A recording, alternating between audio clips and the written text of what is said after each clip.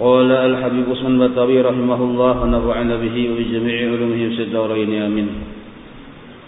Bermula jika halaman 5 paling atas. Bermula jika telah diketahui, maksud telah diketahui sudah dipelajari akan artinya wajib syar'i dan wajib akli, bahwa keduanya itu berlainan makna atau maksud. Wajib syar'i ada artinya tersendiri, wajib akli dan kayak itu juga ada arti tersendiri. Maka apabila nanti dikata orang wajib atas tiap-tiap mukallaf, misalnya ada orang berpandir wajib atas tiap-tiap mukallaf ya, maka maksudnya itulah yang disebut wajib syar'i. Wajib atas tiap-tiap mukallaf bahwa dia mengerjakan sembahyang 5 waktu. Nah, berarti wajib di situ wajib syar'i, bukan wajib akli. Apa yang disebut wajib syar'i dikerjakan berpahala, ditinggalkan berdosa.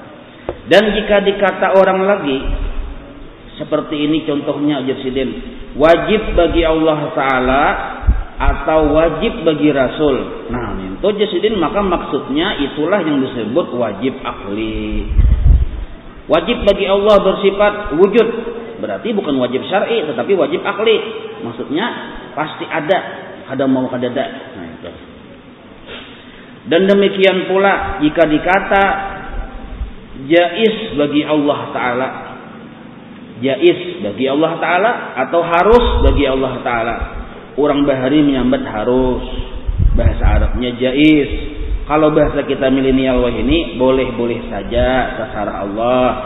Nah, kalau ada nanti kalimat jaiz atau harus bagi Allah, maka maksudnya itulah jaiz akli. Jaiz akli artinya boleh Allah mengerjakan, boleh Allah tidak mengerjakan. Nah, dan nanti jika dikata jaiz bagi mukallaf, arti jaiz bagi mukallaf itu artinya boleh bagi mukallaf membuat maksud masalan perumpamaan. Jadi jaiz bagi mukallaf membuat sesuatu, maka maksudnya itu yaitu jaiz syar'i juga adanya. Jadi jaiz bagi mukallaf makan dan minum. Nah, berarti jaiz syar'i, dikerjakan silahkan, ada dikerjakan silahkan, dikerjakan berpahala kada berdosa ada dikerjakan berpahala kada berdosa kada juga. Nah, itu yang disebut pemahaman atau buah. Kenapa kita dahulu belajar apa yang disebut hukum syar'i, hukum akli dan hukum adi, supaya kalian bisa membedakan. Jadi secara garis besarnya bila kata-kata wajib ya kita lihat tertuju kepada siapa. Kalau tertuju kepada Allah berarti wajib akli, wajib pada hukum akal. Lalu ada pulang sebutannya wajib ya, ternyata tertuju kepada makhluk Allah hambanya, berarti wajib syariat tuh, wajib syar'i itu, bukan wajib akli. Jelas saya itulah. Nah, bawah lagi. Bermula yang wajib bagi Tuhan Jalla wa Azza. Nah, bermula yang wajib bagi Tuhan Jalla wa Azza. Ini wajibnya wajib syar'i ke akli kan? Nah, langsung aja di sini praktikan. Berarti wajib akli, wajib pada akal. Jadi bermula yang wajib pada akal bagi Tuhan Jalla wa Azza dengan tafsil. Maksud tafsil itu terperinci. Inilah 20 sifat. Jadi yang wajib pada akal bagi Allah Ta'ala itu ada 20 sifat, amun secara terperinci tafsil yang telah berdiri.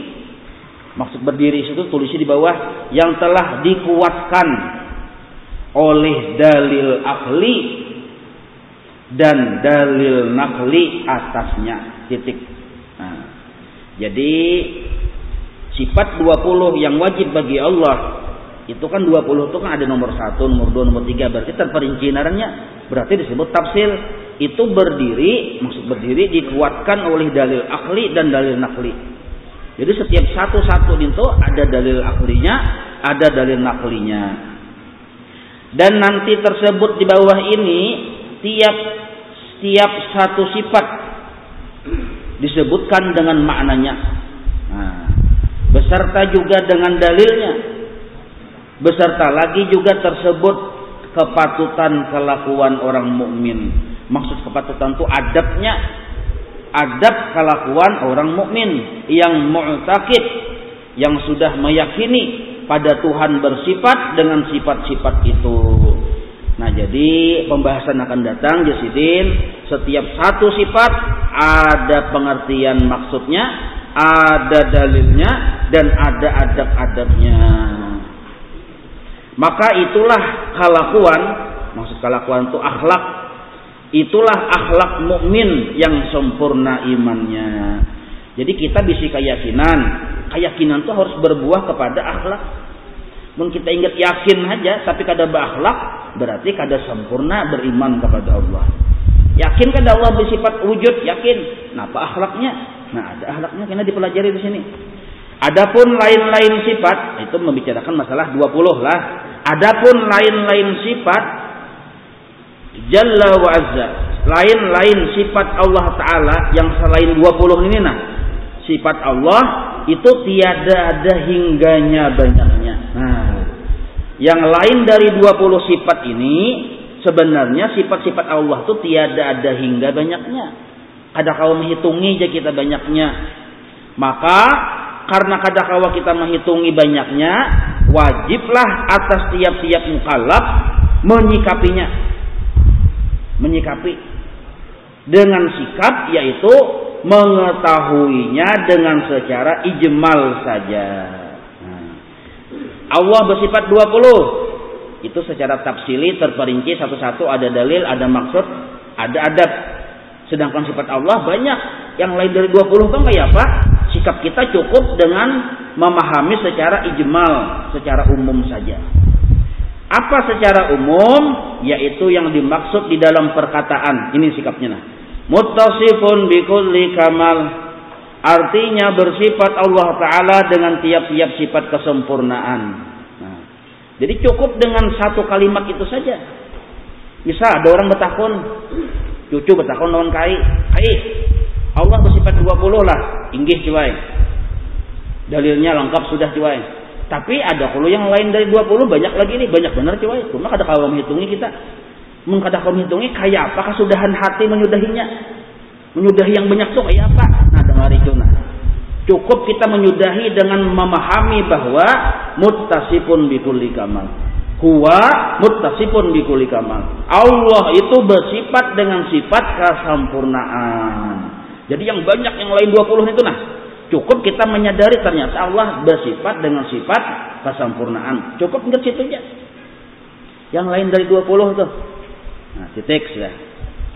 Adapun yang mustahil pada Tuhan Jalla wa Azza dengan tafsil, dengan terperinci, dengan ada nomor 1, 2, 3-nya, maka adalah itu 20 juga. Yaitu lalawanan yang 20 yang wajib. 20 perkara yaitu lalawanan dari 20 sifat yang wajib. Satu persatu tersebut sesudahnya sifat itu.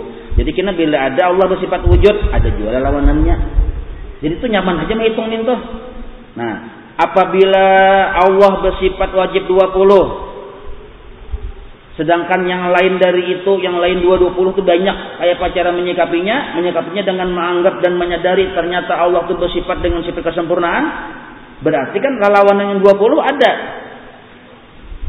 Mun lawanan yang 20 itu ada kemandirannya kena.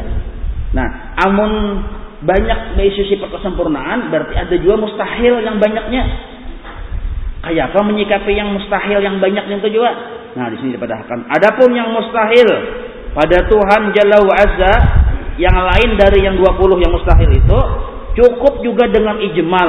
Arti ijmal itu dengan secara umum juga memahaminya. Yaitu yang ada dalam perkataan seperti ini nah. Munazzahun an kulli naqsin. Satu, Allah itu maha suci dari bersifat kekurangan. Nah, jadi secara garis besar kayak itu sudah kita memahami. Allah bersifat wajib 20, berarti lawanannya 20. Mustahil Allah itu kadada, mustahil Allah itu didahului oleh tiada, mustahil Allah itu fana, mustahil Allah itu sama dengan makhluk, mustahil Allah itu bahajat lawan makhluk. Nah, mustahil berarti mustahil itu ada 20. Nah, lain dari 20 banyak lagi yang mustahil yang kada patut disandarkan kepada Allah Ta'ala. Kebanyakan tuh kayak apa kita menyikapinya? Cukup dengan kata ini nah. Munazzahun an kulli naqsin. Allah itu maha suci dari sifat kekurangan. Satu. Yang kedua, wa ma khatara bil bal. Dan maha suci Allah dari apa sangka kita yang terlintas di dalam hati. Nah, apapun yang terlintas di hati kita, kita menyangka Allah tuh jangan-jangan kayak ini, maka tuh lain Allah Ta'ala. Nah, apalagi sahabat tahan ini, kita lagi nih. Itu kan detik ipa ya, detik. Latihan, lo kepin ada yang langsung. Oh. Ya kalau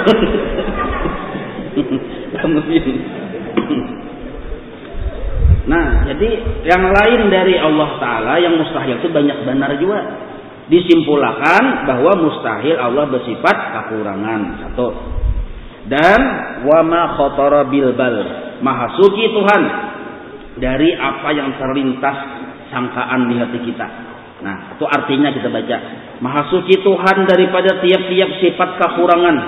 Dan maha suci Allah daripada barang yang tercita-cita di dalam hati. Nah, jadi apapun yang terlintas di hati kita menggambarkan Allah Ta'ala itu nangka ini atau nangka itu, maka itu lain. Bukan hanya di hati kita, di hati seluruh makhluk menggambarkan Allah Ta'ala nangka ini, maka itu lain. Jadi yang terlintas di hati kita tuh kayak apa Allah Ta'ala, itu lain Allah Ta'ala. Kenapa aja? Karena maha suci Allah dari gambaran apa yang digambarkan oleh makhluk. Nah, jadi mustahil Allah Ta'ala kayak itu. Misal, pian mereka-reka nangkaini Allah Ta'ala. Mustahil Allah kayak itu. Bahasa Arabnya munazzahun an kulli ma khatara bil bal. Atau kita menganggap Allah itu bisi kekurangan. Mustahil Allah bisi sifat kekurangan. Nah, jadi secara terperinci ada yang berumur Allah Ta'ala itu mustahil bersifat lawanan yang 20. Tapi banyak lagi yang mustahil dari itu. Kayak apa cara menyikapinya? Cukup dengan dua kesadaran. Pertama, kita menyadari Allah mustahil berisi sifat kekurangan. Satu. Yang kedua, mustahil apa yang terlintas di hati kita, nangka itu Allah Ta'ala mustahil nangka itu. Nah, jelaslah. Bermula sambungannya. Maka inilah 20 sifat Tuhan Jalla wa Azza. Nah, masuk kita ke sinilah. Inilah jasidin sifat 20 bagi Allah Jalla wa Azza. Apa garang arti Jalla itu? Arti Jalla itu fi'il madi, Azza fi'il madi. Jalla itu maha agung, maha besar, maha hebat. Sedangkan Azza itu maha mulia. Nah, Azza namanya. Maha perkasa, maha mulia, maha paharapnya kita. Wujud artinya ada, maka mustahil tiada. Nah, langsung sini tulis. Artinya wujud itu maksudnya ada. Berarti apabila Allah itu ada, maka berlaku di situ hukum akal. Kayak apa cara mempraktikkan hukum akal? Maka kita menyampaikan kayak ini. Allah wajib bersifat wujud. Mustahil Allah bersifat tiada. Nah, itu caranya memainkan akal kita nih. Akal kita kan semalam sudah dilajari, disuruh berpikir bahwa memutuskan akal kita Allah wajib bersifat wujud. Artinya ada mau, ada bersifat wujud. Mustahil Allah bersifat tiada. Dalilnya, jadi orang itu wisi akalnya memutuskan bahwa Allah bersifat wujud, itu berdalil. Wani memadahkan Allah Ta'ala itu ada. Apa dalilnya? Nah, dalilnya firman Allah Ta'ala, Allahul ladzi khalaqas samawati wal arda wa ma bainahuma. Artinya Allah Ta'ala juga yang menjadikan 7 lapis langit dan 7 lapis bumi dan barang. Maksud barang di situ apapun yang ada di antara keduanya. Nah, ini dalilnya, dalil yang tertulis. Jadi kita wani memandangkan Allah Ta'ala itu ada karena bisi dalil dalam Al-Quran. Nah, yaitu Allahul ladzi khalaqas samawati wal arda wa ma bainahuma. Allah yang menjadikan 7 lapis langit, 7 lapis bumi dan apapun yang ada di antara keduanya. Itu dalil nakli bertulis. Nah, lalu kita disuruh berpikir supaya pikiran kita tadi jangan berlawanan dengan dalil tertulis. Bila pikiran kita yang kita gunakan ini sampai kepada maihakan apa yang ujar dalil tertulis, itu disebut akalnya aktif. Nah, lalu kita disuruh berpikir, bujurkah dalil nang kayak ini nah? Sesuai kada lawan akal. Nah, sebab dalil itu harus dua basic kita. Pertama dalil nakli. Kalau urusan tauhid itu dalil itu harus dua. Allah bersifat wujud, dalilnya apa dalilnya? Allahul ladzi khalaqas samawati wal arda wa ma bainahuma. Dalil akalnya tuh sesuai kada dong akal yang sehat nih. Lawan logikanya sesuai kada? Oh, logika benar aja kita. Logika benar. Nah, maka orang Bahari dalam kitab-kitab itu menulis, termasuk dalam kitab Jawharah Tauhid, ada kaidah kayak ini. Al-alam mutaghayyirun wa kullu mutaghayyirin hadisun wa kullu hadisin yahtaju ila muhdis. Nah, paham sudah artinya lah.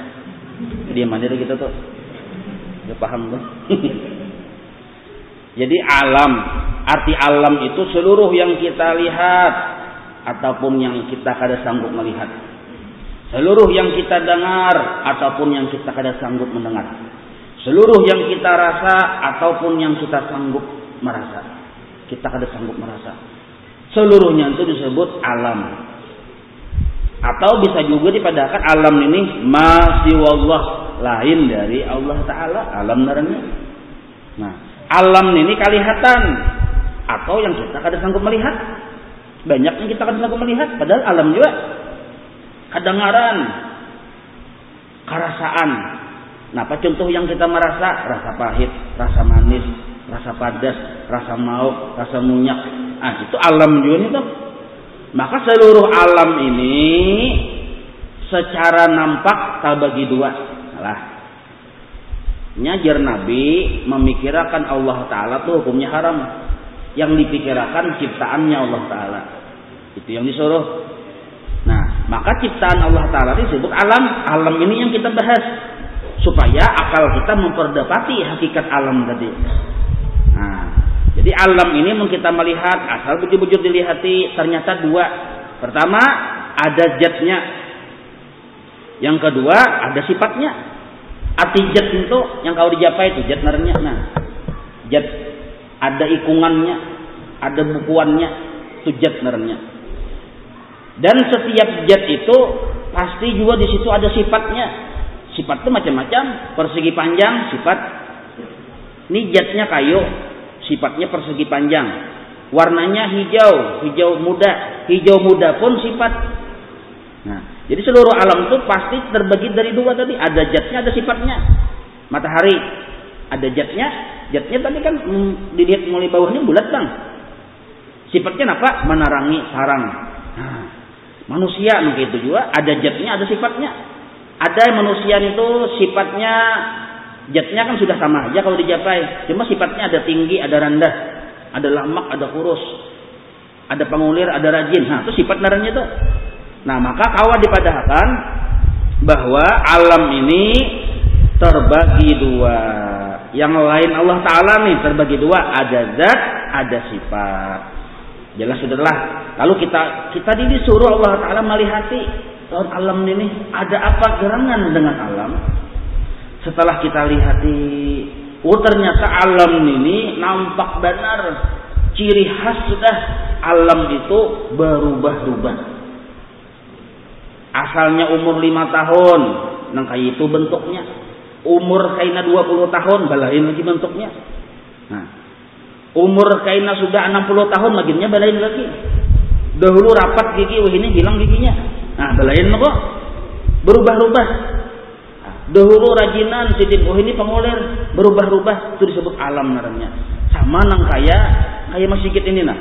20 tahun yang lalu ada masjid ini.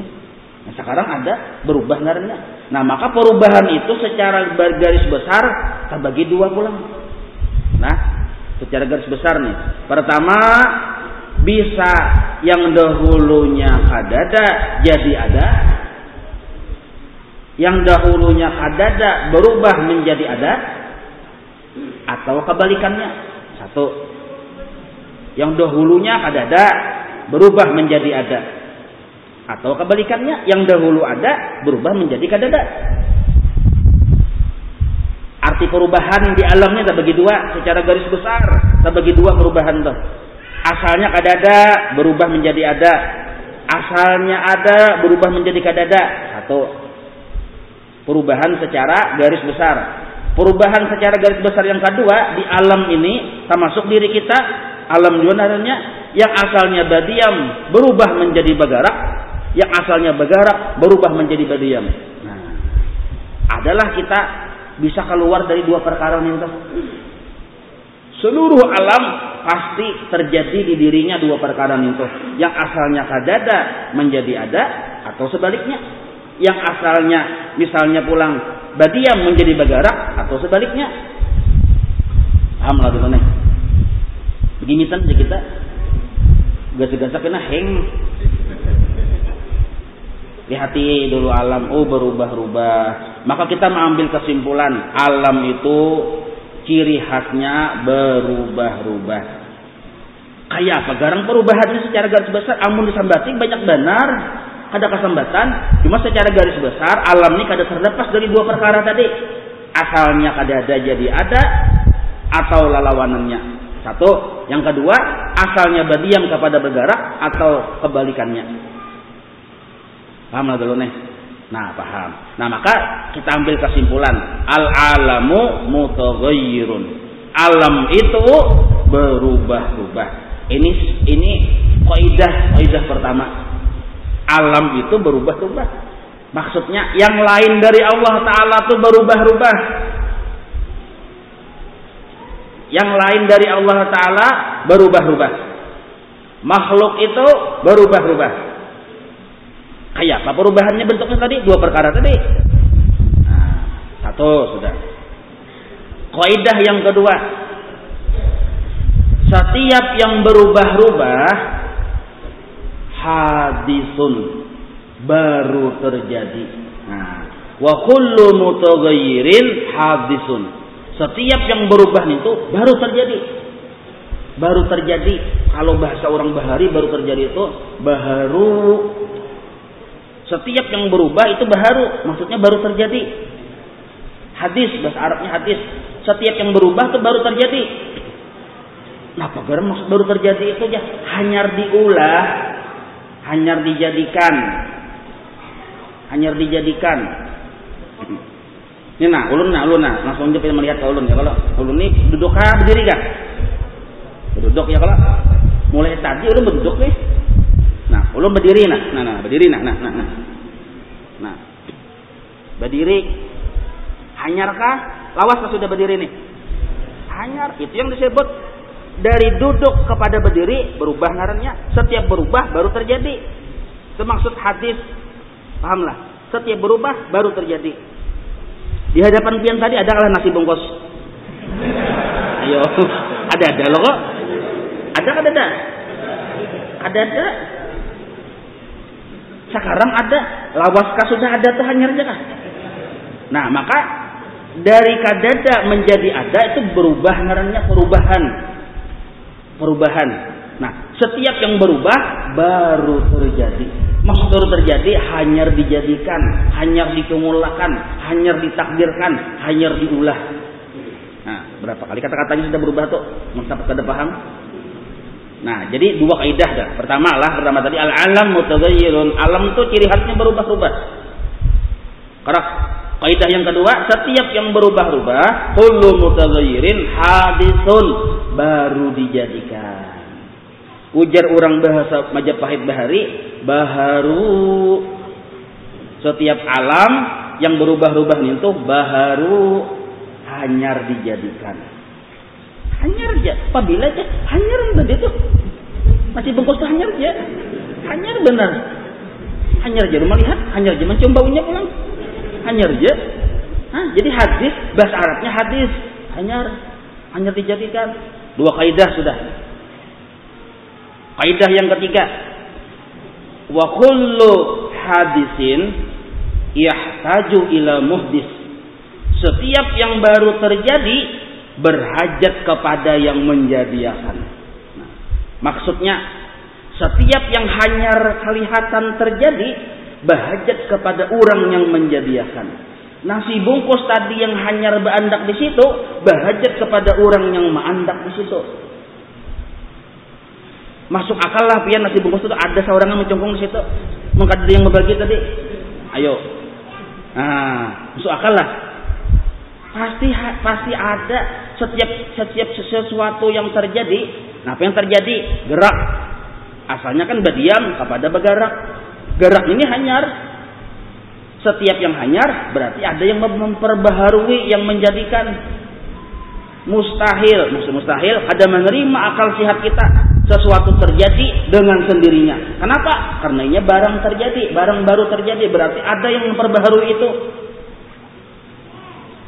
Pahamlah, paham tapi belum anyak lagi nah. Contoh yang kedua.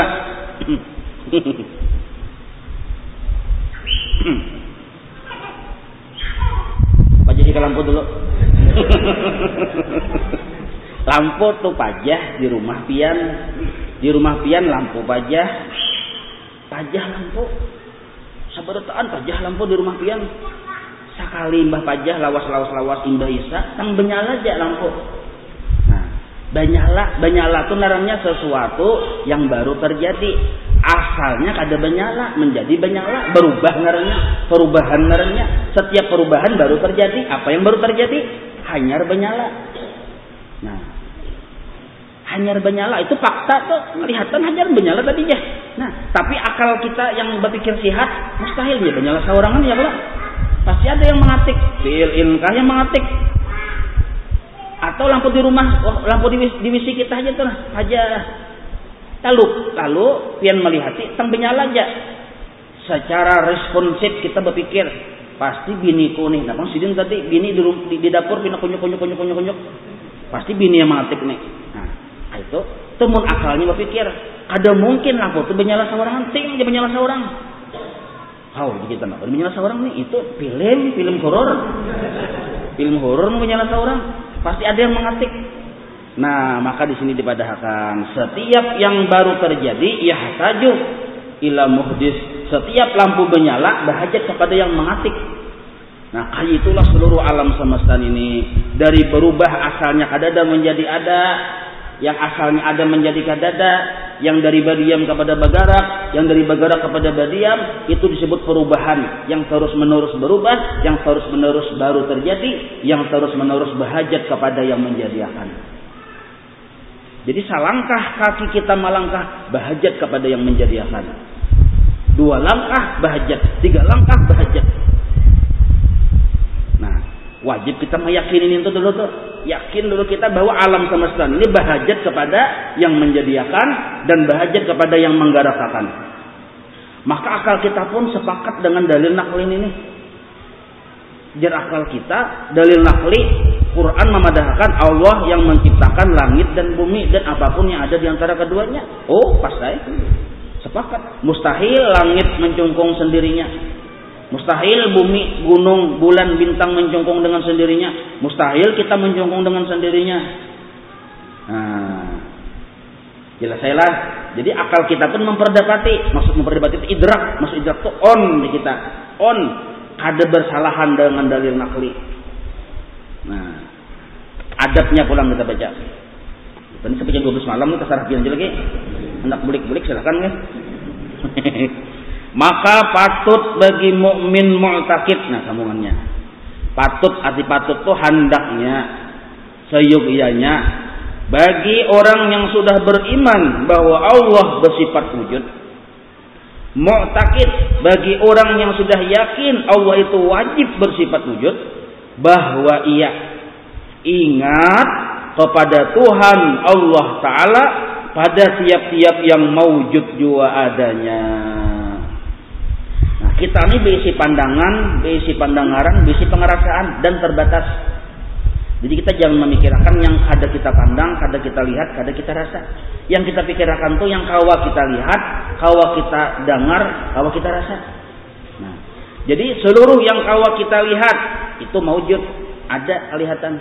Yang kita dengar itu pun ada juga, yang kita rasa ada juga. Nah, seluruh yang ada itu alam narnya. Kawa kita melihat, merasa dan mendengar dengan alam itu, tapi disuruh oleh Tuhan ketika melihat lawan alam, mendengar lawan alam. Ya kalau Imbah itu bilang merasa lawan alam, lain alam kakaknya titik kira, lain pengen titik kira behari. Nah, karasaan lawan alam disuruh oleh Allah Ta'ala kita menyadari secara sadar, secara respon bahwa ada fakta yang kedua di situ, ada yang menjadikan alam tersebut. Nah, jadi ulun misalnya berdiri, alam itu yang berdiri itu merasa, melihat, ulun berdiri, ulun seorang melihat. Di situ waktu itu kita disuruh menyadari, itu aja menyadari bahwa ada Allah yang mendiriakan. Nah, lalu pian berbuat ke dalam mobil misalnya atau ke dalam sepeda motor, itu alam tuh kelihatan, perasaan, dan disuruh kita menyadari ada Allah yang membuatkan awak kita ke dalam mobil itu. Nah, tadi ulun rasa pahit bener liur ini apa nih kopi kah? Ulun minum kopi, bismillah gitu. Perasaan pahit manis nyaman. Pahit manis nyaman. Ada pahit, ada manis, ada nyaman. Hanyar aja lu merasanya. Ya kalau hanyar kada berarti hanyar dijadikan. Apabila aja dijadikan hanyar tadi. Berarti setiap sesuatu yang baru dijadikan mustahil terjadi dengan sendirinya. Ada yang menjadikan. Siapa yang menjadikan? Quran memandangkan Allahul ladzi khalaqas samawati wal arda ma bainahuma.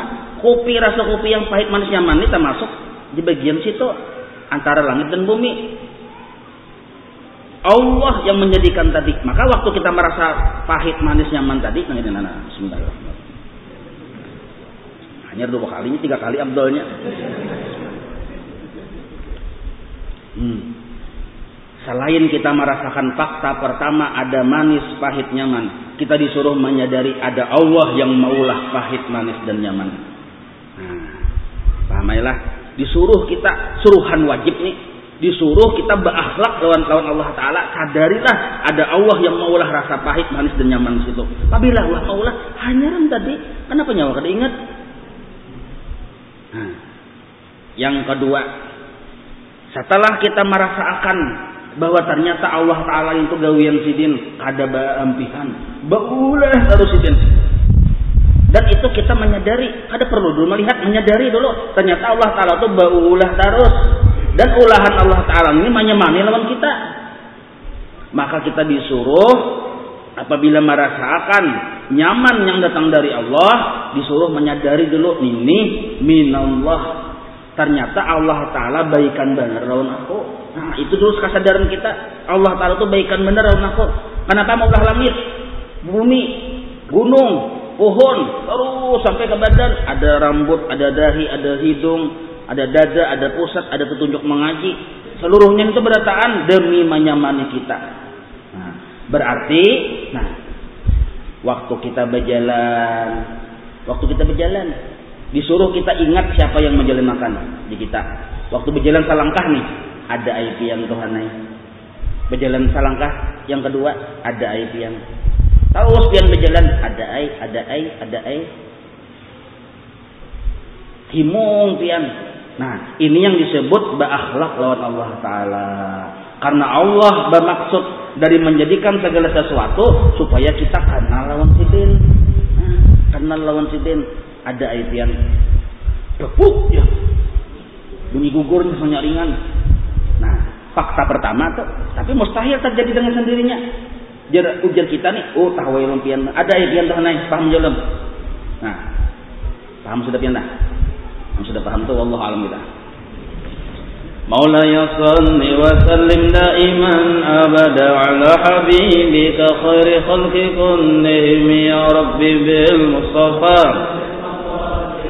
واغفر لنا ما مضى يا واسع كرمي وصلى الله على سيدنا محمد وعلى آله وصحبه وسلم والحمد لله رب العالمين تقبل الله